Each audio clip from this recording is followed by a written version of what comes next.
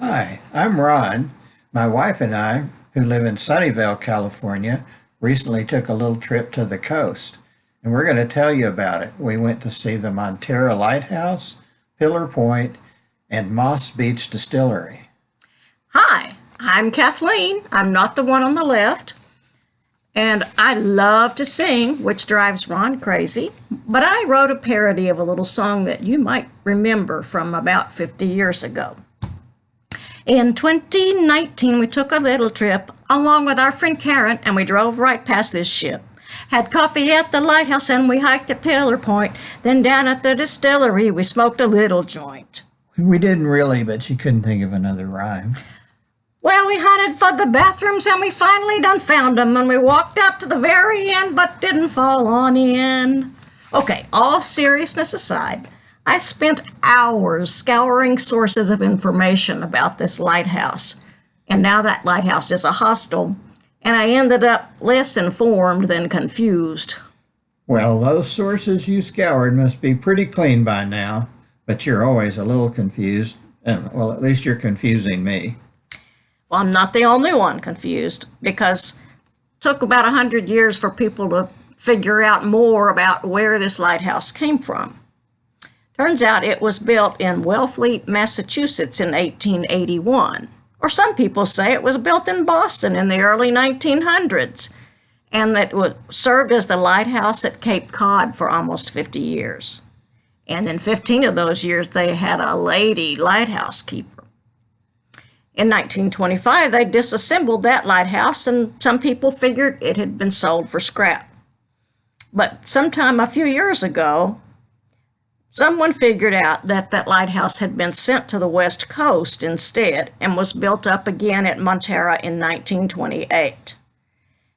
Nobody knows how or why it made that trip across the country, but some people think that it spent a little bit of time at Yerba Buena up by San Francisco, too. And it's the only lighthouse that we know that was used on both coasts. And for some reason, it seems this lovely Victorian home was built here in 1863. Maybe it was a private home, but I can't find any information on the owners. And it's sort of mysterious because the fog signal wasn't built for several years later than that. But today, this pretty home is lodging for the employees at the hostel. In 1875, a fog signal was established at Point Montera because of two high-profile shipwrecks which had occurred along the coast the decade before that. At first, there was just a 12-inch steam whistle with a 5-second blast, but that blast could be heard for about 15 miles. Yep. And then even when the lighthouse arrived, for a good while, it was just a kerosene lamp hanging on a rope. Well, then in 1902, a one-story fog signal building was added. Today, that building is a private hostel room in a large common area. A secondary building used for storage went up around the same time and is now an additional guest room. In the 1960s, more lodging was built for Coast Guard personnel, and now that building is the kitchen, lounge, and most of the guest rooms at the hostel. But back to the lighthouse. It wasn't until 1912 that the lighthouse received a fourth-order Fresnel lens. Then when the lighthouse was automated in 1970, the lens was given to the San Mateo Historical Society, and now it resides in the library at the College of Notre Dame in Belmont. I find it kind of funny that the lighthouse property had no boats assigned to it, but had a pickup truck instead. And in the early 60s, personnel and their dependents used government medical facilities, the commissary, and the post exchange in the San Francisco area. And the kids had a school within a quarter-mile walking distance. I'm sure they were thrilled. I bet. In 1980, with the combined efforts of Hosteling International, the U.S. Coast Guard, the California Coastal Commission, and California State Parks, the property became a youth hostel. You can spend the night here in part of the old lighthouse and enjoy the outdoors with its fire ring and its benches. It has the best views of the ocean that we've ever found, and you can purchase coffee or tea at amazingly fair prices at the hostel while enjoying the view from the benches. In fact, we've decided that for budget-minded folks like us, it may be the very best go-to spot for daytime outings and ocean viewing. Better than some more expensive restaurants we visited between Pacifica and Carmel. The beautiful Victorian-style home on the property now serves as housing for the hostel employees. In 2001, the hostel was made to look like a small roadside inn and was used in the film Bandits, starring Bruce Willis, Cate Blanchett, and Billy Bob Thornton. And after our visit to the lighthouse, we continued down to Pillar Point. This area was used by the Ohlone Indians for thousands of years, even as late as the 1800s.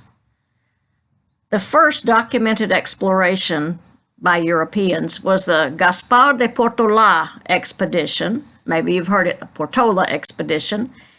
And the Portola expedition passed through October 28, 1769.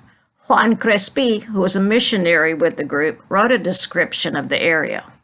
In the early 1800s, Russian fur trappers traveled along the coast, and a number of shipwrecks occurred.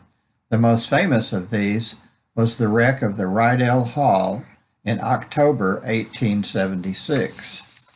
And Pillar Point Air Force Station is located next to Half Moon Bay. It was bought for the Army in 1940 to be an observation post. But then in 1958, the Navy took it over as a control site for missile testing. And then in 1964, it was given to Vandenberg Air Force Base, which is a couple of 100 miles south. You can't see much of it when you're driving by except this large radome, that big round thing, that encloses a 44-foot telemetry dish which receives signals from vehicles in flight. The Pillar Point Bluff has beautiful hiking trails which extend down to a beach and include a flat, easy walking trail on the edge of the ocean. And there's some beautiful flowers there, but I don't know, I'm kind of embarrassed to say those flowers are called naked ladies. Naked ladies? Well, we go on to the Moss Beach Distillery. This restaurant opened in the Prohibition era. It was a speakeasy. Frank Torres built Frank's Place as a club in 1927, and stories abound of whiskey brought from the ships to the beach to the garage, and some went on to San Francisco. And today, the restaurant menu boasts a drawing of the Blue Lady, a ghost who roams about looking for her lover, but we've never seen her. No, we haven't. But in 1933, when Prohibition ended, yay, the Moss Beach Distillery restaurant was open. The garage was closed in and eventually became an outdoor deck area with fireplaces, and one of our favorite spots to go, take old friends and meet new friends.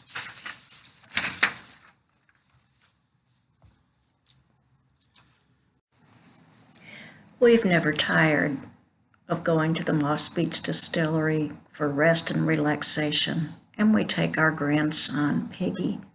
He's no trouble at all, except that I do have to keep him from eating my fish and from falling into the fireplace. He's quite a kid. It's so relaxing to sit there, spend time with your old friends, and with people who throw blankets over their heads, too. We hope you've enjoyed our show about the coast.